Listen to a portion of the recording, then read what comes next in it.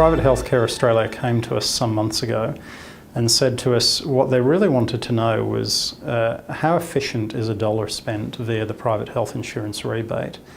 And from time to time it's claimed that that is, a dollar otherwise taken out of the public health system, and there's a loss from that. So we looked at that in several different ways, and from that we concluded, I think, two high-level things. One is that it's a highly economically and fiscally efficient thing to do, and secondly that the private health insurance, and particularly the rebate part that helps fund that, is a really effective mix within the health department or within public health expenditure in Australia. The reality of the thing is we find that the dollar spent on the private rebate is actually more efficient in relieving the waiting list pressure than another dollar spent into the public system.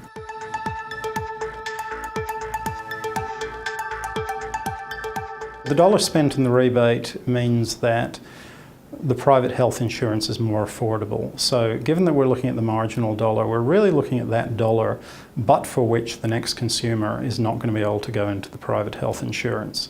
So it's that point where people may or may not be within the system, and that's where that money is very, very efficient. And so sometimes people look at this and they say, oh, well, there's a lot of people in private health insurance who don't need the rebate because they'll stay in it anyway. They're wealthy enough. And that's really what the means testing did. It focused this so that the rebate is geared to getting people who are maybe a bit on the cusp or who need a little bit of help to get the insurance to get into that system. There are really three things that happen with private health insurance. Two of which you might consider to be private benefits. So one of them is that if I have private health insurance, then I have all the benefits that go with that I can get the surgery when I want it, the elective surgery, and I can have the doctor of my choice and be in a private room and all this sort of thing. The second thing is the other public benefit, that there's someone in the waiting list in the public queue that they jump up a place. So that's a benefit to them that happens at the same time as me being out of the public system, and because I'm out of the public system. But the third thing is that there is broader economic benefits that come from all of this. So we tend to measure these in terms of participation in the workforce, for example. So if I have the surgery more quickly than I would have had it otherwise, then I'm back in the workforce paying taxes. Maybe someone who was going to have to look after me because I can't work and I can't look after myself because I need some critical surgery, they're back in the workforce paying taxes. So that's all very positive from the economy, and it's the sort of thing that makes the Treasury very pleased. The other aspect of it, if we look at the health budget, is that there are all sorts of expenses. I might have to go and see the GP more often. I might have to take a lot of medicines because I'm maintaining my health while I'm waiting for the surgery that will actually cure or otherwise alleviate the condition that I'm going to have. So it's not just a matter of all the benefits being captured by the person who has the insurance.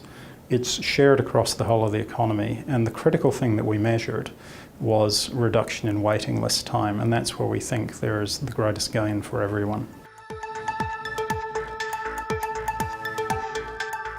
I suspect it would be exceptionally complex, partly because putting more money into the public system isn't as easy as it seems.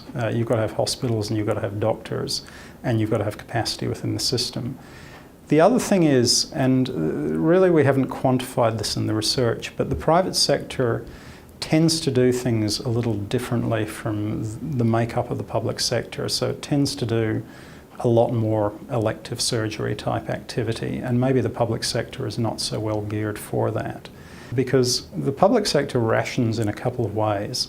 One is that it has the overall rationing, so that the people who are most in need, so people who have metastatic cancers, who have immediate cardiac issues and need surgery and need other hospital interventions, can get that quickly. So they're brought to the front of the list.